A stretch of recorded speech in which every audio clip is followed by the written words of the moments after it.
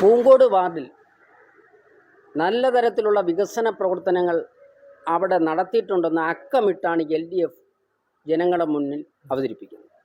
അതിനെ എങ്ങനെ കാണുന്നു? അതിനെപ്പറ്റി പറയുമ്പോൾ ഈ പൂങ്കോട് വാർഡിലെ വികസനത്തെപ്പറ്റി LDF ഇങ്ങനൊരു അവകാശവാദം ഉന്നയിക്കുമ്പോൾ എനിക്കതിനെ വേറൊരു രീതിയിലാണ് ഞാൻ അതിനെ കാണാൻ ഇഷ്ടപ്പെടുന്നത്. നമുക്കറിയാം, കഴിഞ്ഞ 2021 നടന്ന അസംബ്ലി തെരഞ്ഞെടുപ്പ്. ആ അസംബ്ലി തെരഞ്ഞെടുപ്പിൽ CPIയുടെ ചടയമംഗലം നിയോജക മണ്ഡലത്തിലെ സ്ഥാനാർത്ഥിത്വവുമായി ബന്ധപ്പെട്ട് ചടയമംഗലത്ത് വിഷയങ്ങളുണ്ടായിരുന്നു. അപ്പം കെട്ടിയിറക്കിയ സ്ഥാനാർത്ഥിയാണ് എന്ന് വരുത്തിക്കൊണ്ട്, അല്ലെങ്കിൽ നാട്ടിലുള്ള ഒരാളിനെ സ്ഥാനാർത്ഥിയാക്കുന്നില്ല എന്ന് പറഞ്ഞുകൊണ്ട്, കെട്ടിയിറക്കിയ സ്ഥാനാർത്ഥിയെ ഞങ്ങൾക്ക് വേണ്ട എന്ന് പറഞ്ഞുകൊണ്ട് CPIയുടെ പരസ്യമായ പ്രതിഷേധ പ്രകടനം ചടയമംഗലത്ത് നടന്നിട്ടുള്ളത് നമുക്കെല്ലാവർക്കും അറിയാം.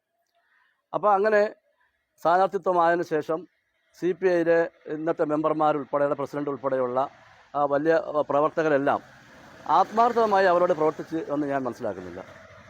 പക്ഷേ ആത്മാർത്ഥമായി പ്രവർത്തിച്ച CPMൻ്റെ ഒരു മെമ്പറായിരുന്നു ആ MLAയുടെ കൂടെ, അല്ലെങ്കിൽ അന്നത്തെ സ്ഥാനാർത്ഥിയായ ചിഞ്ചുറാണിയുടെ കൂടെ ആത്മാർത്ഥമായി പ്രവർത്തിച്ച ഒരു മെമ്പറായിരുന്നു നമ്മുടെ ഈ പൂങ്കോട്ടത്ത് ഇപ്പം രാജിവെച്ചു പോയ ശ്രീജകുമാരി. അപ്പോൾ ആവശ്യ സമയത്ത്, അത്യാവശ്യ സമയത്ത് കൂടെ നിന്ന ഒരു മെമ്പർ എന്നുള്ള രീതിയിൽ അവർ മന്ത്രിയും MLAയും മന്ത്രിയുമായപ്പോൾ ആ വാർഡിനെ, ആ വ്യക്തിയെ പ്രത്യേകം പരിഗണിച്ചു എന്നാണ് ഞാൻ മനസ്സിലാക്കുന്നത്.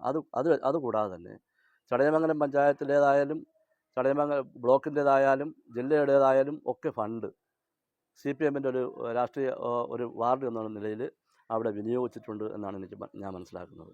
അങ്ങനെ വരുമ്പോഴാണ് ഈ പറയുന്ന അവകാശവാദം അവർക്ക് ഉന്നയിക്കാൻ കഴിയുന്നത്.